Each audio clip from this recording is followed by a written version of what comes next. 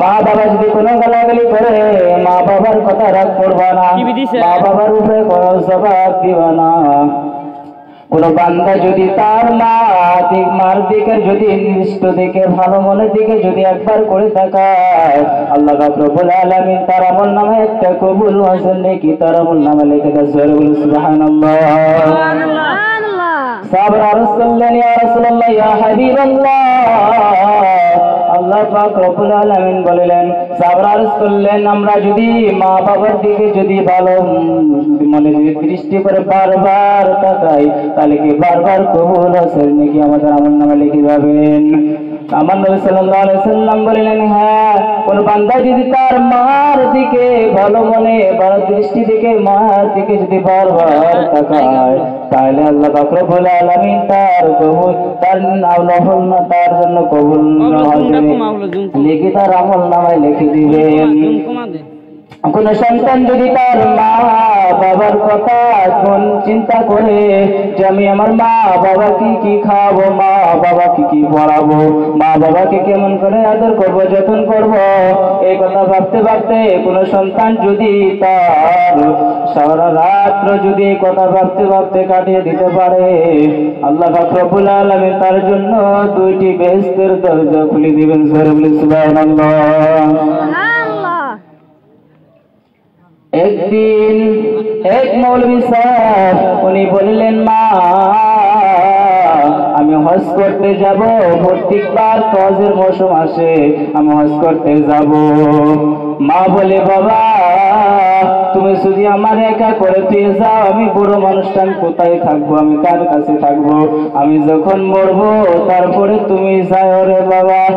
ছেলে বলে, মা তুমি বারবার করে বলো যে আমি মরলে যাও, তুমি তো আর মরো না, হজের মৌসুম তো বারবার করে চলে যাইতেছে, তুমি তো আর মরো না। এরপরে ছেলে মাকে বলে, মা তোমার কথা আমি আর শুনবো না, সবাই হজ করতে যায় আমিও চলে যাব। এই কথা বলিয়া ছেলে আর মার কথা শুনল না, ছেলে মার কথা ফালাইয়া চলে গেল হজ করতে। এদিকে দুখনি মা নামাজ পড়ে আল্লাহর কাছে 2 হাত খানা তুলে দিয়ে বলল, ও আমার আল্লাহ,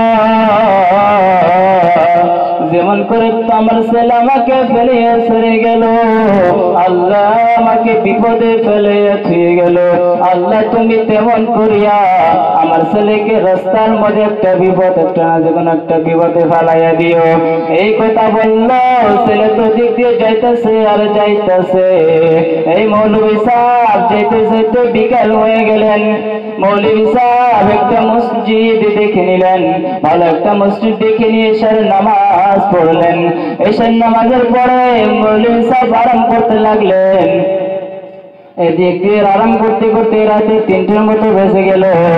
মৌলভী সাহেবের মসজিদে মৌলভী সাহেব আছে, তার পিছন থেকে একটা বাড়িতে মৌলভী সাহেবের পিছনে একটা বাড়ি আছে, সেই বাড়িতে অনেক সোনাদানা ছিল, সেই সোনাদানা গুলো একটা চোর আসিয়া চোর করে নিল।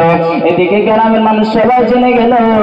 তারপর চোরটা বাঁচার জন্য আর কোনো বুদ্ধি পাইল না, সেই চোরটা তারপরে ওই মসজিদে মৌলভী সাহেব নামাজ পড়তেছিল, সেই মালগুলো চোরে সোনাদানা গুলো মৌলভী সাহেবের পিছনে দিয়ে চোরটা পালিয়ে গেলেন। তারপরে মৌলভী সাহেব নামাজ পড়তেছে, এদিক দিয়ে সমস্ত মানুষ মসজিদের চারদিকে ঘিরিয়ে নিলেন। মৌলভী সাহেবের যখন নামাজ পড়া শেষ হলো, তারপরে মৌলভী সাহেবের সবাই ঘিরে ধরল। ঘিরে ধরার পরে মৌলভী সাহেবকে সবাই মিলে মারল। চোরের অপরাধে সবাই মিলে মৌলভী সাহেবকে মারল। মৌলভী সাহেবকে চোর করে তো মৌলভী সাহেব সবাই মারল। তারপরে মারতে মারতে মৌলভী সাহেবকে বিচারকের কাছে নিয়ে গেলেন। বিচারক বললেন, তুমি কি সত্যি চোর করেছো? মৌলভী সাহেব বলে, নাই আমি তো চোর করি নাই। মৌলভী সাহেবের কথা শুনলো না। বিচারকটা চোরকে অনেক ধরনের শাস্তি দিলেন। মৌলভী সাহেবকে বললো, তুমি মানুষের মাল চোর করার কারণে তোমার 2টি হাত কাটি দেওয়া হলো। মানুষের মাল বিশাল মসজিদে রাখার জন্য তোমার দুইটি পাও কাটি দেওয়া হলো। মানুষের মসজিদে নামাজ পড়ছো তুমি, সুন্নতি লেবাস করিয়া নামাজ পড়ার জন্য তোমার দুইটা চোখ তুলে দেওয়া হলো। এই কথা বলিয়া মৌলভী সাহেবের সঙ্গে সঙ্গে হাত পা চোখ কাটা হলো, তুলে দেওয়া হলো। তারপরে বিচারক উনি বললেন, তোমরা সবাই মৌলভী সাহেবকে নিয়ে প্রত্যেকটা গ্রামে ঘুরাও আর বলো, এরপরে যে মানুষ চুরি করবে তার শাস্তি এমন করেই হবে, তার শাস্তি এমন করেই দেওয়া হবে। তোমরা কেউ আর চুরি করবে, এর থেকে সবাই তোমরা হুঁশিয়ার হয়ে যাও। মৌলভী সাহেব সমস্ত গ্রামের ভিতরে ঘুরাইতে ঘুরাইতে নিয়ে গেলেন। মৌলভী সাহেব একটা ভালো মানুষ ছিলেন, একটা আলিম মানুষ ছিলেন। খালি মার কথা অমান্য করার জন্য মৌলভী সাহেবের কত বড় শাস্তি হয়ে গেল। এদিকে মৌলভী সাহেব লজ্জায় মরে যায়, চোখের পানি পড়তেছে মৌলভী সাহেবের। মৌলভী সাহেব সমস্ত গ্রামে ঘুরে নিলে মৌলভী সাহেবকে। এদিকে মৌলভী সাহেব বলল, আমি চোর করি নাই, আমি চোর করি নাই, আমি আমার মার কথা অমান্য করি আসার কারণে আমার বুঝি এই শাস্তি হইল। এই কথা বলে তারপরে সমস্ত মানুষ ওই জায়গার মধ্যে এই মৌলভীর কাছ থেকে সমস্ত কথা শুনল। মৌলভী বলল, আমি যখন হজ করতে এসেছিলাম, আসতে চেয়েছিলাম, আমার মা বলল, বাবা তুমি আমার একা ফেলে যেও না, আমি তো মার কথা অমান্য করে এসেছি, এই কারণে বুঝি আমার এত বড় শাস্তি হইল। মার কথা অমান্য করা আসার কারণে আমার বুঝি এত বড় শাস্তি হইল। তারপরে সমস্ত ঘটনা সবাইকে বলল। সমস্ত মানুষ ভয়ের মতো পেয়ে গেল, উপস্থিত হয়ে গেলেন। সমস্ত মানুষ শোনার পরে সমস্ত মানুষ ওই মৌলভী সাহেবকে সঙ্গে সঙ্গে বিচারকের কাছে নিয়ে গেলেন। বিচারক নিয়ে বললেন, মৌলভী তোমার কি হয়েছে, তুমি ঘটনাটা সত্য করে আমাকে বলো।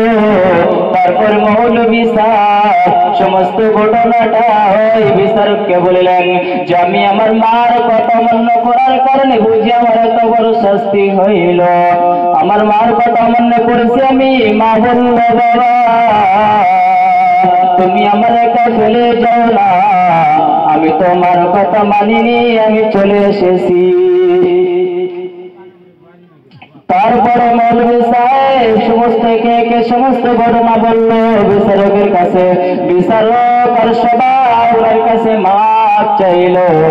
উনি বলল, মৌলভী সাহেব বলল, বিচারক আমি আমার কাছে মাপ চাই কি লাভ, আমার শাস্তি যা হবার তো হয়েই গেছে। মৌলভী সাহেব বলল, আমি আমার মার কথা অমান্য করার কারণে আমার বুঝি এত শাস্তি হইল। বন্ধুগণ আমার, আমরা আজকে দিকে নিয়ে তওবা করে মাহফিলে তওবা করে যাই। কোনদিনও মা বাবার কথা অমান্য করব না। মা বাবার কথা অমান্য করবেন কে কে? হাত তুলে একবার দেখান তো। আপনারা কি মা বাবার কথা অমান্য করবেন না করবেন? কথা বলেন, অমান্য করবেন না করবেন না? এই দুইজন মানুষ অমান্য করবেন না, সমস্ত মানুষ অমান্য করবেন মা বাবার কথা। তাহলে জোর বললে কে কে অমান্য করবেন আর কে কে মানে চলবেন মা বাবার কথা?